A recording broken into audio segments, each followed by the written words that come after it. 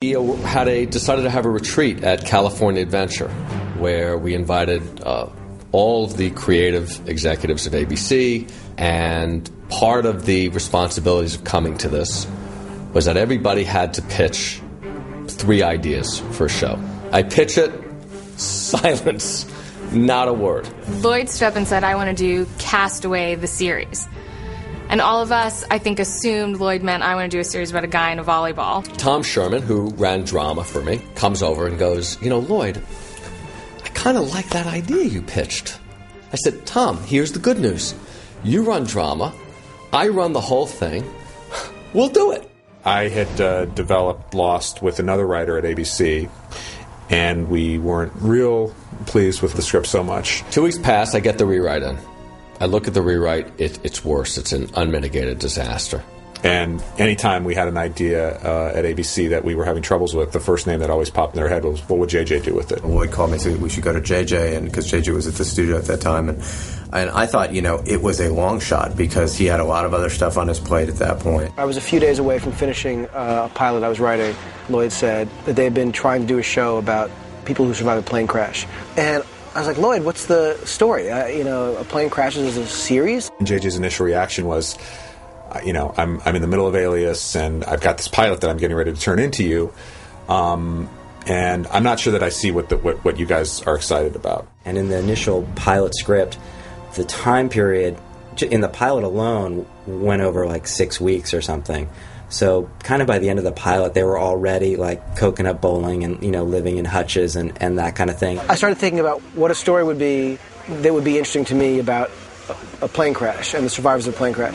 Then I had this one idea, which was, what if the island wasn't just an island? And what if they found a hatch on the island? And it was this weird little thing that for me was a nugget of like, that could be kind of cool.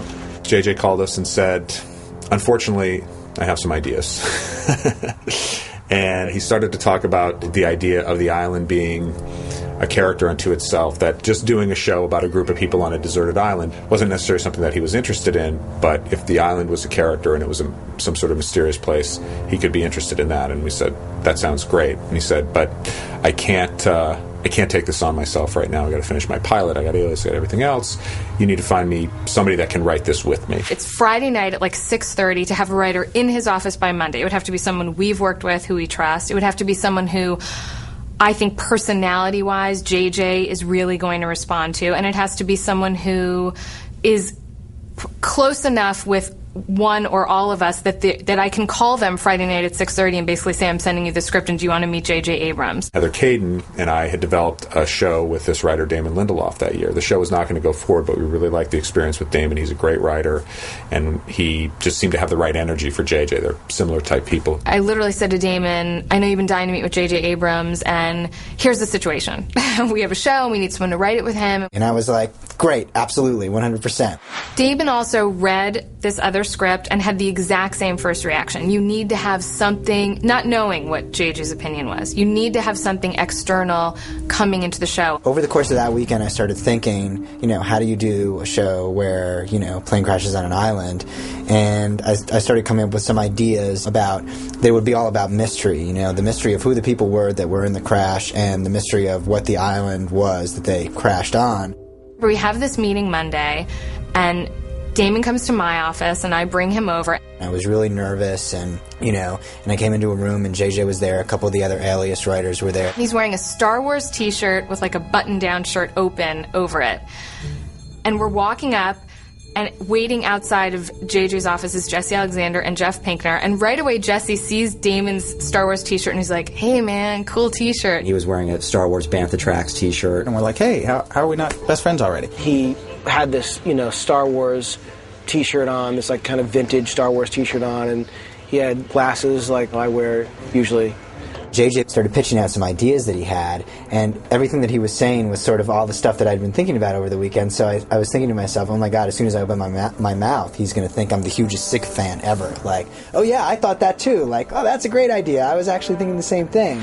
He was immediately like someone who, I couldn't stand that I didn't know. that I hadn't worked with before. I just loved him immediately. Apparently, it was just, magic immediately. They immediately got each other. They had the similar ideas about the show. And I was like, well, strangely enough, I also think that the show should be sort of, rooted in mystery, and that this island that they're on should be weird and scary. And I sort of pitched him this idea that I had for what the beginning of the show could be. Damon, he said, I'm thinking of starting the show with this guy named Jack. We'd wake up and we'd be on a deserted beach.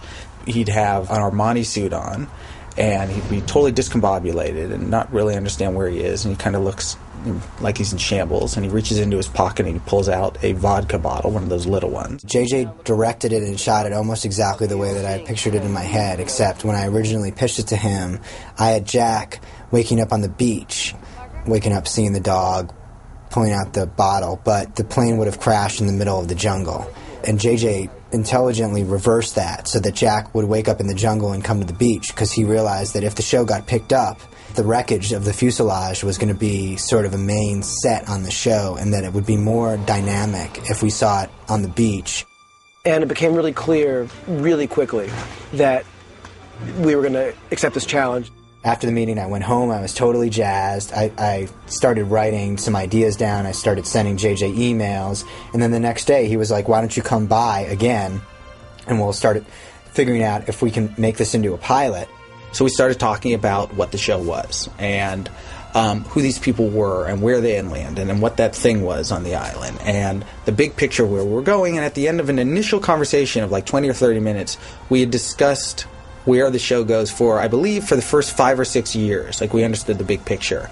And it was then that we realized we know what the show is. ABC, meanwhile, was saying, you need to be rolling film in like 4 or 5 weeks. And we're like, well, we just met. Like, they said, by the end of the week, see if you can come up with an outline for a new pilot. So over the course of the next 2 or 3 days, I worked with Jesse Alexander and Jeff Pinkner. Certainly we always knew a lot of drama would come from the interaction of the characters, but we really felt there needed to be that outside pressure that raised the stakes for everything, and the opportunity to tell a compelling mystery in a way that we had touched on in Alias, with building a mythology and a serialized mystery, and we wanted to add those elements to Lost. The exploration of this place was a mystery and adventure to itself, and that the island could, in a way, be a dramatic version of a video game. You could find the hatch, but it could take you several weeks before you had the proper tools to open the hatch.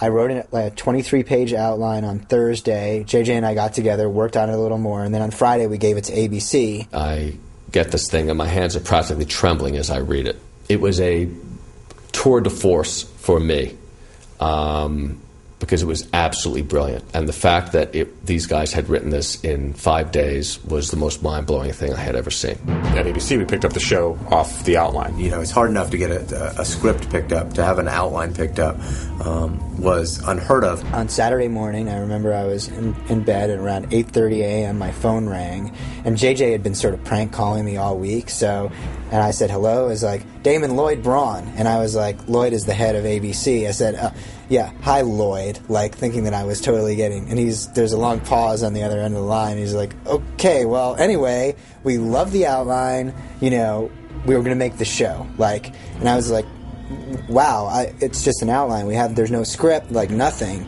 And basically, that was the very beginning of what eventually became Lost.